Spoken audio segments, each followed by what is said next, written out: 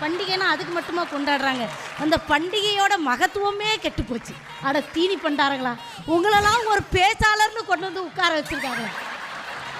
அந்த 3 விட அது நடுவில் ஒன்று உட்காந்துக்கிட்டு இருக்கு பத்தியா, நடுவர்ன்ற பேரில். ஒரே பட்டிமன்றம் தான் சார். உங்களுக்கு பட்டிமன்றம், எனக்கு கடைசி பட்டிமன்றம் ஆகிற அளவுக்கு பார்த்துட்டு வருவோமே. நான் அண்ணன் வீட்டுக்கு போனேன்.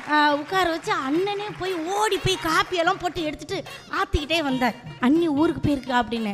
ஆமாம், ஊருக்கு தான் போயிருக்கா. சரி, அண்ணி வர வரைக்கும் ஒரு வேலைக்காரியாக வச்சுக்கிட வேண்டியதானே அப்படின்னு. நான் அவளை வச்சுக்கிட்டதுனால தான் அவள் கோச்சிக்கிட்டு ஊருக்கே போயிட்டானு. ஏ அப்பா, இவ்வளோ நேரம் தூங்கிட்டு இருந்தா அவன் கூட எந்திரிச்சு கையை தட்டிட்டான். நம்மளுடைய பாரம்பரிய பெருமை, அந்த வரலாற்று கதைகளை நினைவுபடுத்துவதற்காகத்தான் ஒரு பண்டிகை. இல்லை, பாரம்பரியம் தான். அவங்க கொஞ்சம் பாரம்பரியத்தை பெருசாக்கி பாரம்பரியமாக ஆக்கிட்டாங்க. நீங்கள் ஆமாம், கொஞ்சம் பாராங்கல் பெருசாகிடுச்சு. எங்கள்